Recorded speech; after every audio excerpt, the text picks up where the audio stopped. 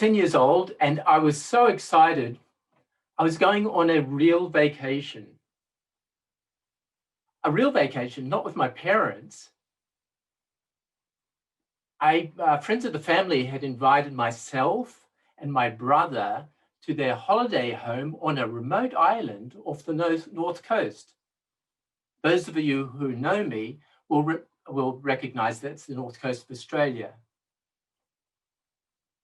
My brother, who was a little bit older than me, he's had curly blonde hair, looked like an angel, but he was the devil. He was as disorganized as I was organized.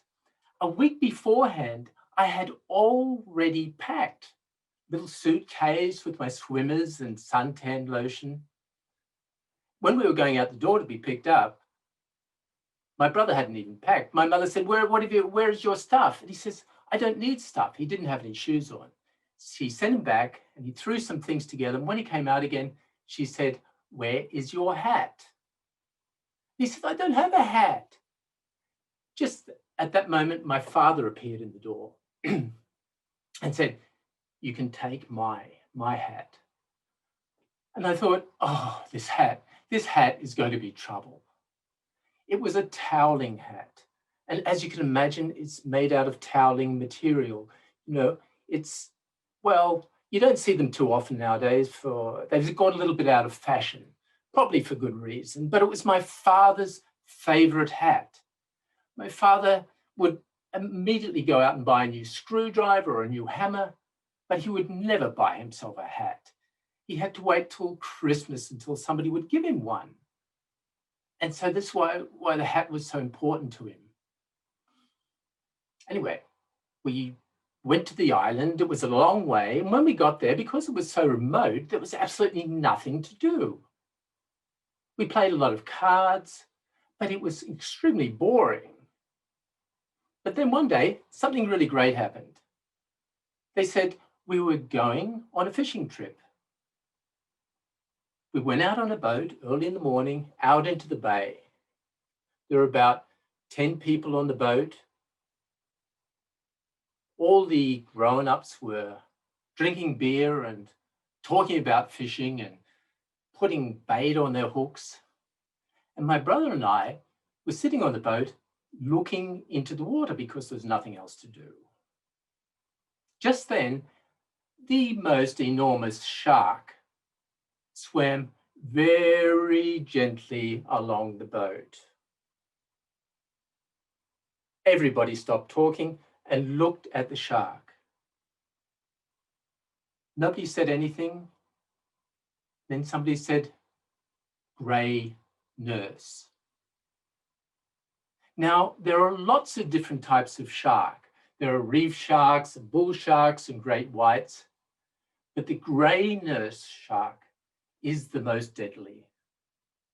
It's a man-eater, or in my situation, a child eater. I could imagine it popping me into its mouth like a soft-boiled egg and swallowing it in one gulp.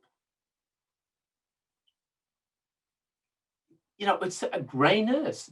It's so inappropriate. It wasn't like a nurse that was going to make you better. It was a nurse that was going to make you dead. A few minutes after the shark disappeared, a soft gust of wind lifted the hat, which was sitting on my brother's head, off his head and into the water.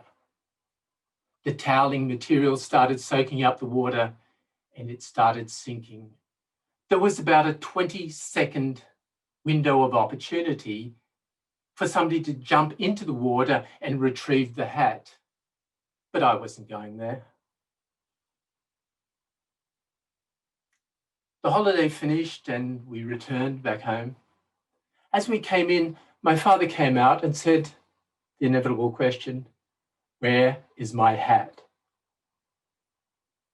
He didn't give us a chance to say, like, tell us the story about the fishing trip or the shark or the circumstances. He was immediately offended, turned around and left without saying anything. Now, he was supposed to be my moral guidance, He was supposed to show me how to behave. He was supposed to show me how to be a man when he was behaving like a little boy whose toy had been taken away. I was really disappointed in him.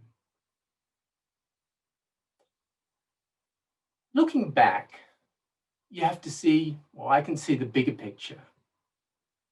He put bread on our table, roof over our head. He sent us through school, supported us in our studies, called a doctor when we were sick, behaved like a grown-up when we disappointed him.